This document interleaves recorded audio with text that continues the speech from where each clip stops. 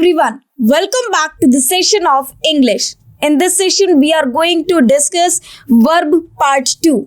Yes, we have already discussed part 1 of verb in our earlier sessions, in which I discussed with you the concept of verb, the definition of verb, the use of verb, and about transitive and intransitive verbs.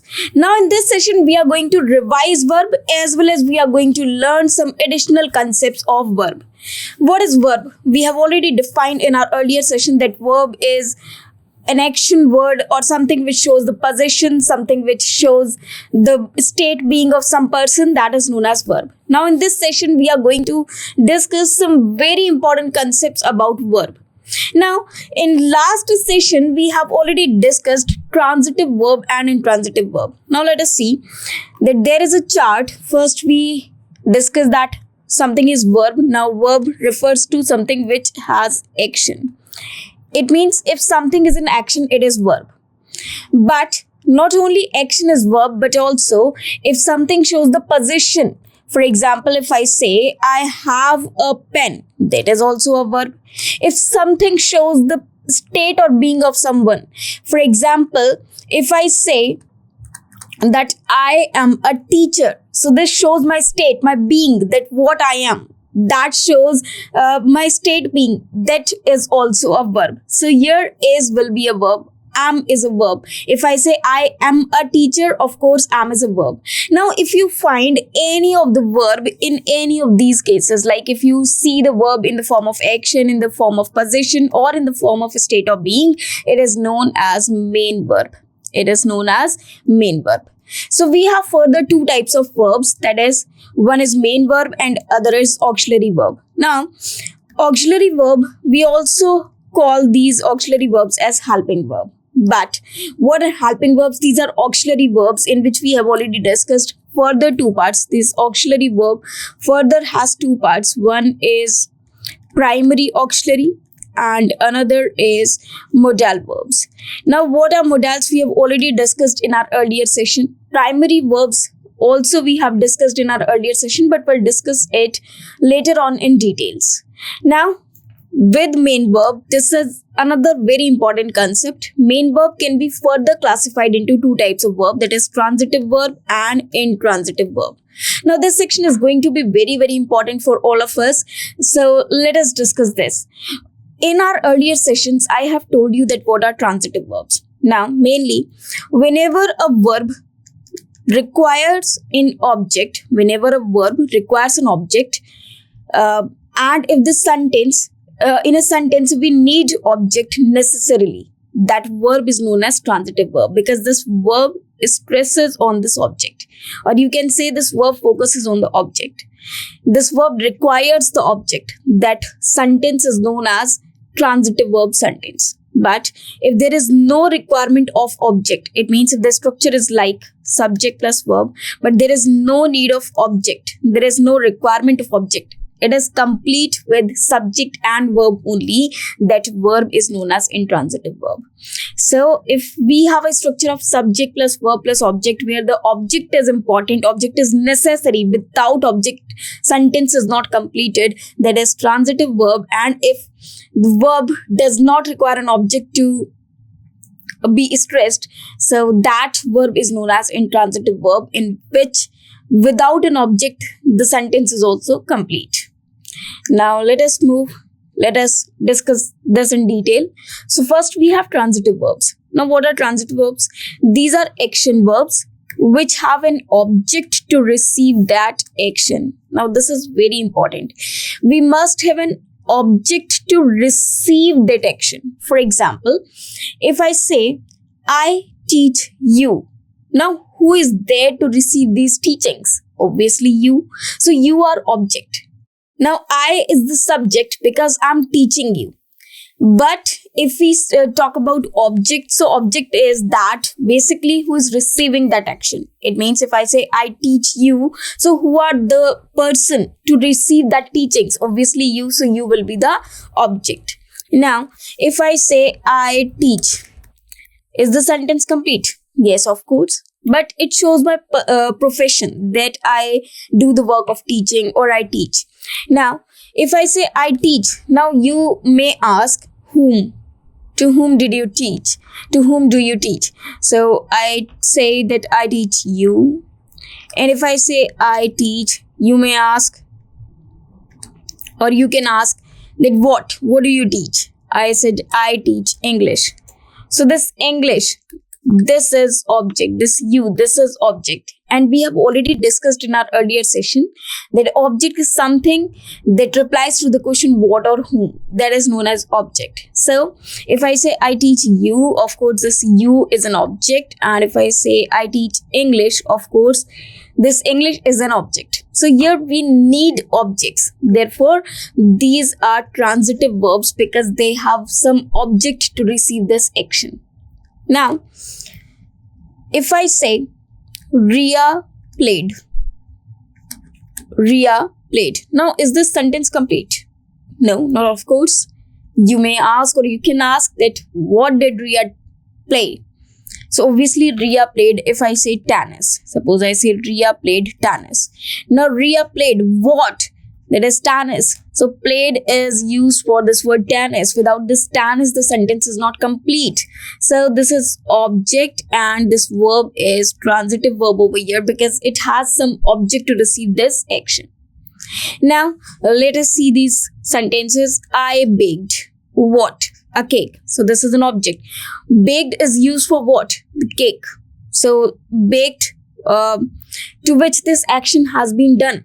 Obviously to the cake. So cake is the object and this verb is transitive verb. These sentences or these verbs have a structure of the sentence like subject, then verb, and then object. All the three things are necessary in these types of sentences. Ishita is riding. Now what? What is riding? What is she riding? Obviously bicycle. So bicycle is an object. Therefore riding is transitive verb. Rohan hurt. Now whom did Rohan hurt? Obviously his friend. So Rohan hurt his friend. So his friend is object. Therefore this hurt is transitive because this action has been done to his friend. So Rohan hurt his friend. So his friend is an object and his hurt is transitive verb. So transitive verbs are the verbs which require an object necessarily. Without object, the sentence is not complete or it has some other meaning. So these types of verb are known as transitive verb. Now, for example, if I say Raman beat. Now, if I say Raman scolded. Now, you would ask, whom did he scold? I said his brother. Raman scolded his brother. Now, Raman scolded whom? His brother. So his brother is an object. Without this, the sentence is not complete. The sentence was not complete. So this is an object. So this verb is known as transitive verb over here because it has some object to receive that particular action. This scold has been received by his brother, which is ultimately an object of this sentence. So these verbs are known as transitive verbs. Now let us move further. Here we have intransitive verb. Now what are intransitive verbs? Verbs which do not have an object receiving that action. It means if the sentence has no object and the object is not required because the sentence is complete without object as well. That verb is known as intransitive verb. For example, Raj smiled. Who smiled? Raj. Now if I say Raj smiled, do I need any object? No, only just Raj smiled. So this is just smiled and who performed this action? Raj. So Raj is the subject and smiled is the verb. There is no need of object. So this verb is known as intransitive verb because there is no need of object. If I say Hemant fell off the horse. Now who fell off? Hemant. So Hemant is the subject and he fell down. So he fell off the horse. It means from the horse. So who fell down? Obviously Hemant. So the action has been done by Hemant and it has been done to the subject only. Therefore this verb is again intransitive verb. Obviously the horse is not falling. Who is falling? Hemant, and Hemant is a subject. So because it is a subject and the action has been performed to the subject only, the effect of the verb has been received by this Hemant, the subject only. Therefore, the verb is known as intransitive verbs. Now, if I say the bird sings, now who sings? Obviously the birds. I didn't say the bird sings songs or anything. No, sings. Who sings? Bird. So who is doing this action? Obviously bird, and birds are the subject, and to whom this action has been performed, to the birds. So this is also known as intransitive verbs. Now, if I say the birds fly, now look at this sentence carefully. The birds fly. Now who flies? Obviously the birds. So fly is used for the birds only. Therefore this fly is verb, and this is intransitive verb because there is no need of object. Now if I say the birds fly in the sky. Now if the sentence is just like this, the birds fly in the sky. Now can you guess what type of verb is there? Is it transitive or intransitive? Birds fly in the sky. Now obviously this fly is intransitive verb. Now how? This sky is not an object. Now where are the birds flying, or where do the birds fly? Obviously in the sky. If I didn't write this in a sky, then also they must be flying in the sky now. They are not flying on the road. They are not flying on the streets. Obviously they are flying in the sky. They fly in the sky. So obviously the birds, whenever I say the birds fly, or whenever I say the birds fly in the sky, the thing is same. The meaning is same. Why? Because obviously for bird is flying, it will fly in the sky only. It cannot fly on the roads. It cannot fly on the trees. Obviously it will fly in the sky. Obviously it will fly in the space up to the earth. So that is known as a sky. Therefore, these types of verb are known as intransitive verb, because fly is of course used for these birds, not the fly is used for a sky. Sky is not flying over there. The effect of the verb is not done to the sky. In fact, it has been done to the birds only. That is why if I say the birds fly, it is intransitive verb. And if I say the birds fly in the sky, then also the verb is intransitive. Nothing else than that. Now let us take another sentence. If I say Ria danced well. Ria danced well. Now who danced? Ria. Now let us see some more examples of it. For example, if I say Ria danced well. Now who danced well? Obviously Ria. So who performed this action? Obviously Ria. Who did the dance? Obviously Ria. So Ria, she is the person who danced, and who danced very well. So well is not object. It is just you can say the expression or the thing that she danced very well, she danced beautifully. So this is a type of action, or you can say the manner of action. So this is just an adverb. But if I say danced, so who danced? Obviously Ria. I didn't say that she made some other person dance. No, she danced herself. That is why this is danced is used for this Ria. So Ria is the subject and danced is intransitive verb. Now whenever we say transitive and intransitive verb, we just see to which the action has been performed, or who is just getting affected by that particular action. For example, if I say Rohan turned left. Rohan turned left. Now who turned? Rohan. So this turned has been used for Rohan. Now who is turning? Obviously Rohan. So if something turns, what is that? What is it? Rohan. That is subject. Now left is not turning. Who is turning? Rohan. Because turn is affecting the person Rohan. That is subject. So this verb is intransitive.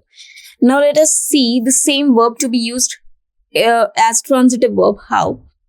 If I say Rohan turned the arrow. Now what is turning right now? Turned the arrow. So turned, what has been turned? Arrow. So this arrow is object. And who did it? Rohan. So Rohan is the subject. He is doing some action to which the action has been performed to the arrow. So arrow is the object. So this verb is known as transitive verb. So there are two types of verb. One is transitive and another is intransitive. Intransitive, where only we have subject and verb and object is not required. And if the verb is transitive, the object is required compulsorily. So that will be the object. Now, we know this concept and we have already learned this concept in our earlier sessions as well. And this is clear to us now that what are transitive and intransitive after just revision. But what are the other uses of these verbs? Now, we have some important verbs that can be used either transitively or intransitively, but they cannot be used in both the manners, as we have used this word turned. How? Well, let us see what are those verbs. Now, first we have rise versus raise. Now, let us see an example of this. We have a verb. Now, just see the example. After that, we'll come to this point. Now, let us see this. Suppose I say, the sun rises in the east. The sun rises in the east. Now, who is rising? Obviously, the sun. The sun is rising over here.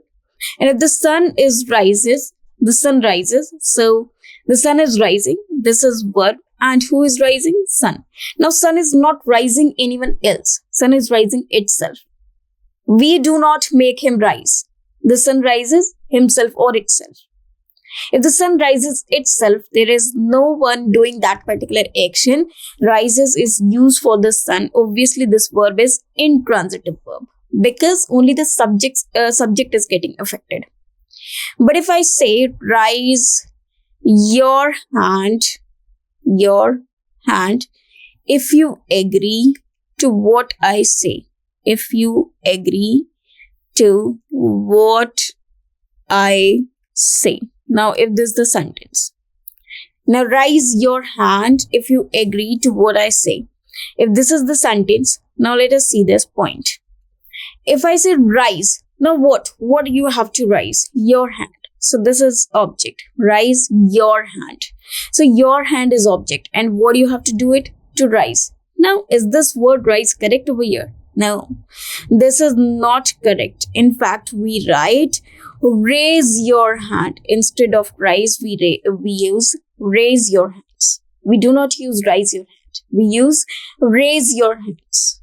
So, in this part, we can see that this rise is intransitive verb, whereas in this sentence, this raise is transitive verb. Now, what do you have to raise? You have to raise your hand, which is an object itself. So, raise what? Your hand. So, raise is transitive verb and your hand is object. So, raise your hand if you agree to what I say. So, raise is transitive verb, whereas rise is intransitive verb. So, whenever we have two types of sentence, that is first form, second form, and third form. Now, let us see these three forms. So, with intransitive verb and transitive verb.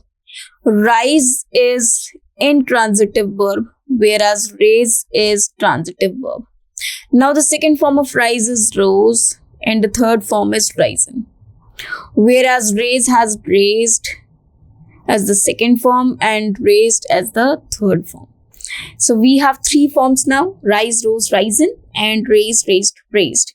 So whenever the verb is to be used transitively, we use raise, and for intransitive things, we use rise. Rise means to just get up itself. For example, something which gets up itself. For example, the sun rises in the east. So it was rising itself only. And if we raise something, it means we are increasing something, we are making something wake up. For example, they raise the prices of the product. So raise the prices, raise your hands. So you are doing some action to the objects. Now, if I say raise your hands, obviously I'm saying to you that you raise your hands. So obviously you raise. So you is the subject, raise is the verb, and what you have to raise? Just your hands. So your hands are the objects. Therefore, we have two types of verbs. One is intransitive and another is transitive. So these two verbs, rise and raise. Rise is an intransitive verb, whereas this raise is a transitive verb always. Now, for example, the students rose a problem in the class. Now, the students rose. What did they rose? Problem. Now, if they rose something, it means rose is just the second form of rise, which is intransitive verb. But they are just raising the problems. They are not rising the problems. They are raising the problems. So here rose is incorrect. Instead, we should use raised. So the students raised a problem. Now what they have raised? A problem. So problem is object and raised is transitive verb. I hope you got my point. That whenever we have a verb rise and raise is intransitive, whereas raise is transitive, or they are used differently. Now let us move to the next point. Now next sentence, let us see this. Most of the members rose the issue of the bonus before the manager. Now, what did they rose? What did they rise? They rise the issue. But if they are rising something else, it means this is object. And if it is an object, rose should be replaced with raised. So most of the members raised the issue of the bonus before the manager. Now, if I say that the cost of these products has been raised, product has been raised this year. Now, what is rising? Obviously, the cost, and cost is the subject. If it is the subject, can we use raised? No, it should be used to risen. So this raised should be replaced with risen because the cost of the product is increasing. Therefore, we have to use intransitive verb, which is risen. So the correct sentence will be the cost of these products has been risen this year. So this is the correct sentence. So this was the use of rise versus raise. Rise is intransitive verb, whereas raise is transitive verb. Now let us move to the next point. Now we have another verbs, that is invent and discover. Now what is the difference between invent and discover? Of course, if you are making something new, which is not yet made or which is not made before, that is known as invent. But discover is something that was already there, but you are just searching, or you just have searched it.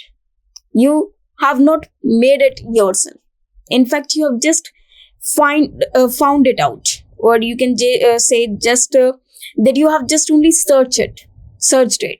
For example, if I say who discovered the radio, now was the radio discovered? Was that existed before? No. In fact, it was invented because someone has made it. Someone has made it the first time. So radio was invented, not discovered. If I say Columbus invented India, did he invent India? No. India was there only. He was the one to discover it. He was the one to find it out. India was not invented. It was discovered. Therefore, this invented should replace with discovered. Now, if I say that they discovered the mine.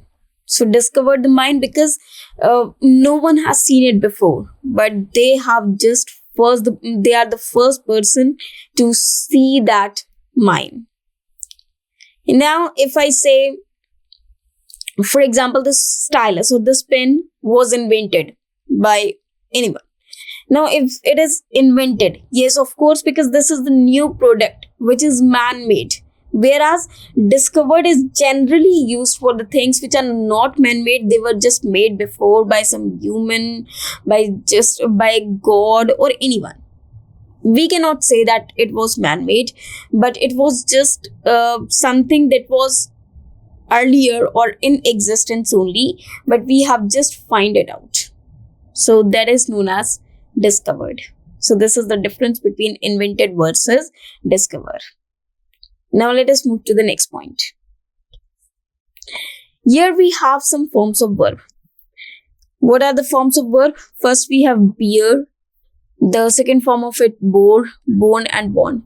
So the difference between these born and born depends. Born is related to when someone takes birth.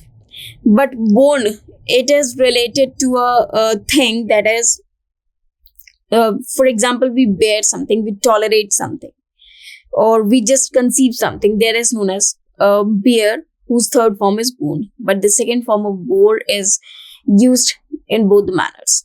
Find, found, found. Now, find means to search something. So the second form of it is found, and third form is again found. But there is one more verb. Now this find is first form and found is second form. Now this find and found, these two are different. Found means to establish something. For example, we say that suppose the minister founded the you can say founded the hospital. It means he is just going to establish that building or establish that hospital. Now the second form of it is founded and third form is founded. So find and found, both are different verbs. Found can also be the first form, but it has some other meaning, whereas find has some other meaning.